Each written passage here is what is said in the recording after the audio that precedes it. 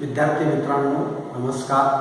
आजच्या या online टीचिंगच्या video क्रमांक 5 मध्ये आपलं हार्दिक स्वागत। मित्रांनो, आपण कालच्या व्हिडिओमध्ये विक्रय कला म्हणजे काय याविषयी सर्वसाधारणपणे केलेली व्याख्या पाहिली। त्यानंतर आपण विविध तज्ञांनी विक्रय कलेच्या व्याख्या केलेल्या पाहिल्या, ज्यामध्ये आपण प्रामुख्याने पाहिलं की विल्यम जी कार्टर या तज्ञांनी विक्रय कलेची व्याख्या केली। अमेरिकन तज्ञ समितीच्या मतानुसार विक्रय कलेची व्याख्या काय आहे। त्याचबरोबर स्टीफन्सन या तज्ञांच्या मतानुसार विक्रय कलेची व्याख्या कशा प्रकारची आहे। याचबरोबर गारफिल्ड ब्लेक व ब्रे नॅन या दोन तज्ञांनी विक्रय कलेच्या जे काही वेगवेगळ्या व्याख्या केलेल्या आहेत त्याविषयीची आपण माहिती पाहिली। सर्वसाधारणपणे आपल्याला अनेक तज्ञांच्या आणि प्रस्तावित केल्यानंतर आपल्याला असं लक्षात येतं की विक्रय कलेची व्याख्या जी काही वेगवेगळ्या तज्ञांनी केलेली आहे त्या वेगवेगळ्या केलेल्या तज्ञांच्या व्याख्येच्या आधारे एक जर आपण सार काढला तर आपल्याला असं लक्षात येतं की सर्वसाधारणपणे विक्रय कलेची व्याख्या ही या स्वरूपाची होती। मित्रांनो, याच्यामध्ये आपल्याला असं लक्षात येतं की यामध्ये काय म्हटलेलं आहे की वस्तू खरेदी करण्यास ग्राहकांना प्रवृत्त करणारी, विक्रेत्याला योग्य नफा मिळवून देणारी, उत्पादकाला व वितरकाला फायदेशीर करणारी व त्याचबरोबर ग्राहकांची गरज भागवून त्यांना समाधान देणारी विक्रेत्यांची कौशल्यपूर्ण व व्यक्तिगत कामगिरी अथवा सेवा म्हणजेच विक्रय कला। परंतु एकदा बघा, या व्याख्येमध्ये अतिशय परिपूर्ण अशी व्याख्या विक्रय कलेची केलेली आहे, ज्यामध्ये असं म्हटलेलं आहे की वस्तू खरेदी करण्यास ग्राहकांना तयार करणे, त्यांना प्रवृत्त करणे म्हणजे त्यांची मानसिकता तयारी करणे, त्याचबरोबर विक्रेत्याला योग्य नफा मिळवून देणे। यामध्ये विक्रय कलेमुळं विक्रेत्याला योग्य असा नफा मिळतो, म्हणजे ते नफा मिळवून देणार, उत्पादकाला व वितरकाला फायदेशीर ठरणारे, कारण उत्पादकांनी वस्तूंचं उत्पादन केल्यानंतर ते मार्केटमध्ये त्या वस्तूंची विक्री झाली पाहिजे, त्यासाठी विक्रेत्याला, वितरकाला, उत्पादकाला सुद्धा हे फायदेशीर असणारे आहे। मग उत्पादकाच्या दृष्टिकोनातून वस्तूंची विक्री होते म्हणून विक्रय कला हे उत्पादकासाठी फायदेशीर आहे। वितरकाच्या दृष्टिकोनातून आपण विचार केला तर आपल्याला असं लक्षात येतं की वितरक वस्तूंची खरेदी करत असताना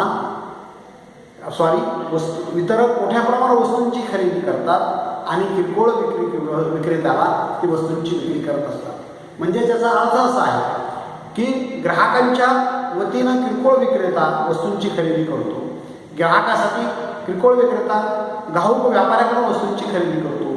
ही मधली जी वितरणाची जी साखळी आहे या साखळीमध्ये वस्तूंची विक्री करणे सुद्धा हा एक प्रमुख हेतू असतो, उद्देश असतो। तो उद्देश म्हणजे विक्रय कलेच्या माध्यमातून साध्य होत असल्याचं आपल्याला दिसून येतं। याचबरोबर ग्राहकांची गरज भागवून त्यांना समाधान देणारी विक्रेत्यांची कौशल्य व व्यक्तिगत कामगिरी अथवा म्हणजेच सेवा होय किंवा विक्रय कला होय। म्हणजे वस्तूंची उत्पादकाच्या दृष्टिकोनातून योग्य आहे, विक्रेत्याच्या दृष्टिकोनातून योग्य आहे, उत्पादकाच्या दृष्टिकोनातून फायदेशीर आहे, वितरकाच्या दृष्टिकोनातून फायदेशीर आहे, त्याचबरोबर ग्राहकांची गरज पूर्ण करण्याच्या दृष्टिकोनातून त्यांना मार्गदर्शन करणं, वस्तू खरेदी करण्यामध्ये मदत करण्याचं सुद्धा कार्य विक्रय कलेमध्ये केलं जातं। मित्रांनो, यालाच आपण विक्रय कला असं आपण म्हणतो। म्हणजे विक्रय कलेची जी सर्वसामान्य किंवा सर्वमान्य जी व्याख्या आहे ती ही विक्रय कलेची व्याख्या आहे।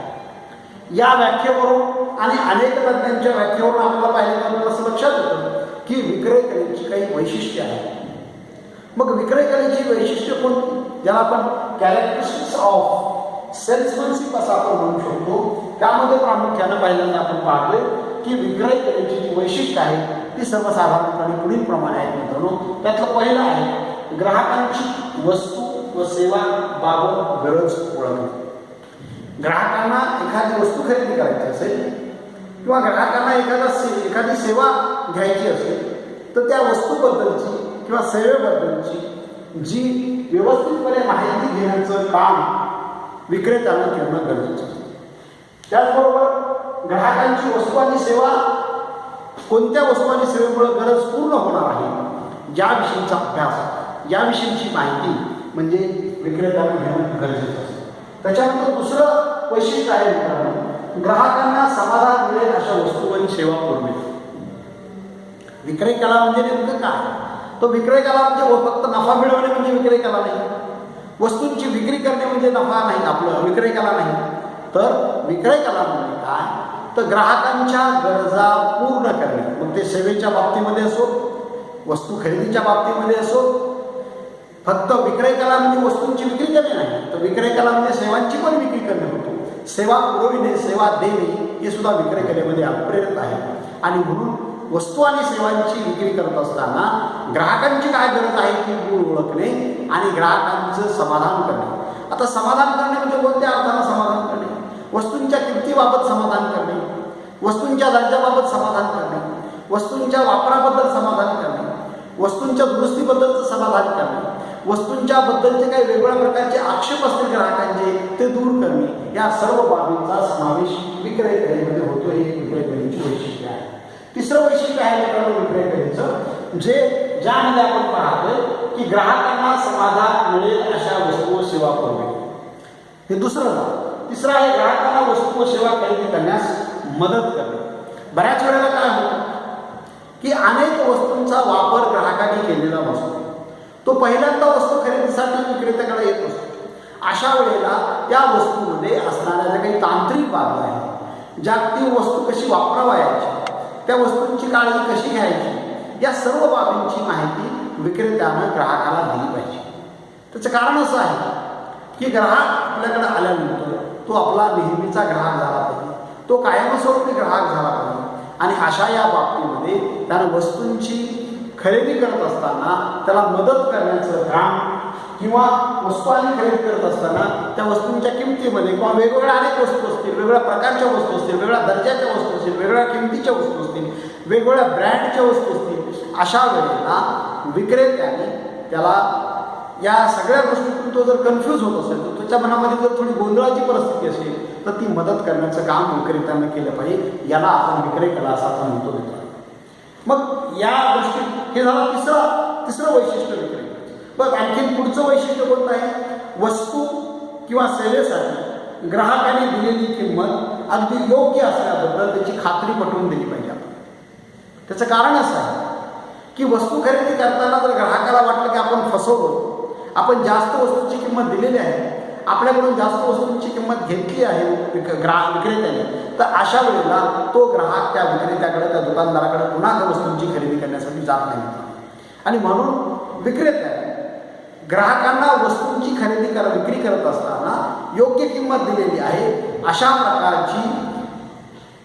प्रकारची म्हणजे खात्री त्यांना ग्राहकांना देणं गरजेचं आहे की योग्य किंमत आम्ही घेत आहोत, जास्तीची किंमत घेतली जात नाही, योग्य वस्तूंची किंमत योग्यच असणार आहे, अशा प्रकारची खात्री जर आपण त्याला पटवून दिली तर तो त्या बाबतीमध्ये समाधानी होतो. आणि त्यानंतर त्याच्या मनामध्ये वस्तूंच्या किमतीबाबत कुठल्याही प्रकारची शंका येण्याचं कारण नाही आणि त्यामुळे तो व्यवस्थितपणे वस्तूंची खरेदी करून समाधानाने घरी जाऊ शकतो. म्हणजे हे सुद्धा कार्य किंवा हे सुद्धा वैशिष्ट्य आपण पाहणं गरजेचं आहे. त्यानंतरचं 5वं वैशिष्ट्य आहे मित्रांनो, त्याच्यामध्ये ग्राहकाला वस्तू खरेदीनंतर आवश्यक वाटणारी विक्रयोत्तर सेवा उपलब्ध करून देणं गरजेचं असतं.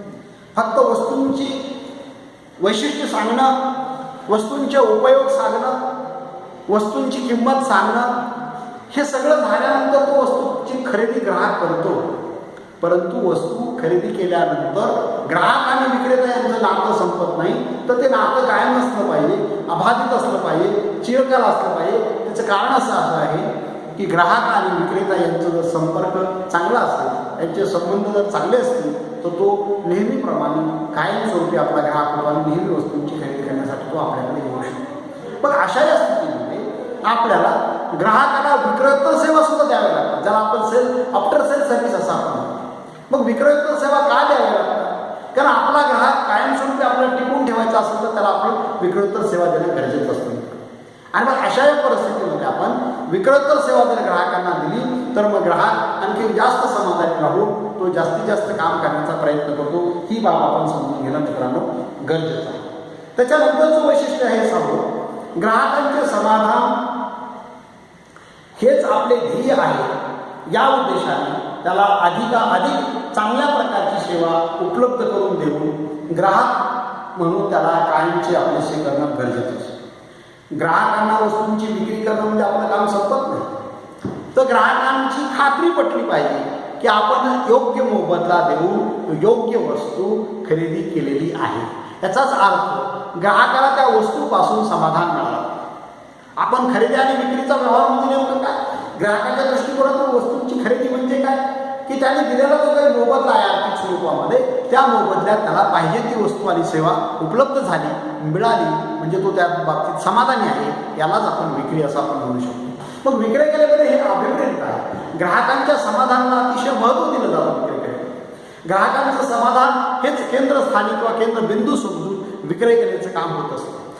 नफा मिळविणे, वस्तूंचं उत्पादन करणे, वस्तूंची विक्री करणे, वस्तूंची जाहिरात करणे ही सर्व कार्य वेगळी आहेत. परंतु विक्रय कलेमध्ये सगळ्यात महत्त्वाची बाब ती कोणती असेल तर ती म्हणजे ग्राहकांचं समाधान आहे. आणि या ग्राहकांच्या समाधानावर विक्रेत्यांना जास्तीत जास्त फोकस केला पाहिजे, जास्तीत जास्त लक्ष दिलं पाहिजे. आणि समृद्ध किंवा समाधानी ग्राहक जर असतील तर ती जास्तीत जास्त त्या व्यवसाय संघटनेची चांगली जमण्याची बाजू असते. ही सुद्धा आपण बाब समजून घेणं गरजेचं आहे. त्यानंतरचं वैशिष्ट्य आहे मित्रांनो विक्रय कलेचं, ग्राहकांचे समाधान हेच आपले ध्येय, या उद्देशाने त्याला अधिकाधिक चांगल्या प्रकारची सेवा विक्रेत्यांना दिली पाहिजे. त्याचबरोबर विक्रय कला हे शास्त्र आहे, तसेच विक्रय कला ही कला देखील आहे. कला आणि शास्त्र का म्हटलं जातं त्याचं कारण आहे मित्रांनो.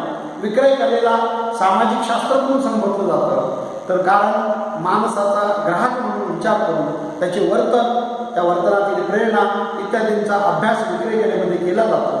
विक्रय कला ही एक कला आहे असं का म्हटलं जातं त्याचं कारण असं आहे की कारण सर्व कलाप्रमाणे या कलेत विक्रेत्याला ज्ञानाचा, कौशल्याचा, अनुभवाचा उपयोग ग्राहकांची मन वळविण्यासाठी होतो. विक्रय कला ही शास्त्रही आहे आणि विक्रय कला ही कलाही आहे असं आपण काम होतो. शास्त्रामध्ये आपण ठराविक गोष्टींचा अभ्यास करतो, ठराविक गोष्टींची आकडेवारी गोळा करतो, ती सुद्धा विक्रय कलेमध्ये गोळा करावी लागते. त्याचं कारण असं आहे की ग्राहकांचा अभ्यास करत असताना आपल्याला ग्राहकांच्या वर्तणुकीचा अभ्यास आपल्याला करावा लागतो, ग्राहकांच्या प्रेरणांचा अभ्यास करावा लागतो, प्रेरणाच्या पाठीमागे काय गोष्टी घडतात त्याचाही आपल्याला अभ्यास करावा लागतो. हे शास्त्रामध्ये केलं जातं. तर कलेमध्ये काय केलं जातं? कलेमध्ये एखादी बाब जोपासणे, त्या अनुभवाचा उपयोग करणे, ती जास्तीत जास्त त्याला समजावून सांगणे, या सगळ्या गोष्टी कलेमध्ये केल्या जातात. ज्ञानाचा, कौशल्याचा आणि अनुभवाचा वापर करून ग्राहकांचं मनोभाव परिवर्तन करण्याचा, ग्राहकांचं मन वळवण्याचा प्रयत्न विक्रय कलेमध्ये केला जातो. ही बाब आपण समजून घ्यायला पाहिजे. हे 7वं वैशिष्ट्य विक्रय कलेचं असतं आहे. म्हणजे हे आपण हे समजून घेतलं पाहिजे मित्रांनो की ग्राहकामध्ये एखाद्या वस्तूबद्दल गरज निर्माण करण्याची, त्यांच्याशी प्रत्यक्ष संपर्क साधण्याची, त्याला माहिती आणि मार्गदर्शन करण्याची व सल्ला देण्याची व त्यांचे मन वळवून त्यांना इच्छित वस्तू खरेदी करण्यासाठी तयार करण्याची व्यापक दृष्टिकोन विक्रय कलेमध्ये आहे. आणि म्हणूनच विक्रय कलेमुळे विक्रेता व ग्राहक या दोघांचा एक फायदा होतो. ग्राहकांचा कसा फायदा होतो मित्रांनो? विक्रेत्यांचा कसा फायदा होतो? विक्रय कलेमुळं विक्रेत्यांचा फायदा कसा होतो? तो वस्तूंची विक्रीची संख्या वाढते. विक्रीची संख्या वाढल्यामुळं नफा वाढतो. नफा वाढल्यामुळं व्यवसाय संघटनेची भरभराट होते. भरभराट झाल्यामुळं व्यवसाय संघटना त्या विक्रेत्याला चांगल्या प्रकारची आर्थिक म्हणजे प्राप्ती करून देते किंवा त्याचे जीवनमान उंचावण्याचा प्रयत्न करते, त्याला जास्तीचा इन्सेंटिव्ह देते, म्हणजे पर्यायाने त्याचं आर्थिक उत्पन्न वाढतं. मग विक्रेत्याच्या दृष्टिकोनातून हा फायदा होतो. पण ग्राहकांच्या दृष्टिकोनातून कसा फायदा होतो? तर ग्राहकांना विक्रय कलेमुळं खरेदीमध्ये मार्गदर्शन होतं.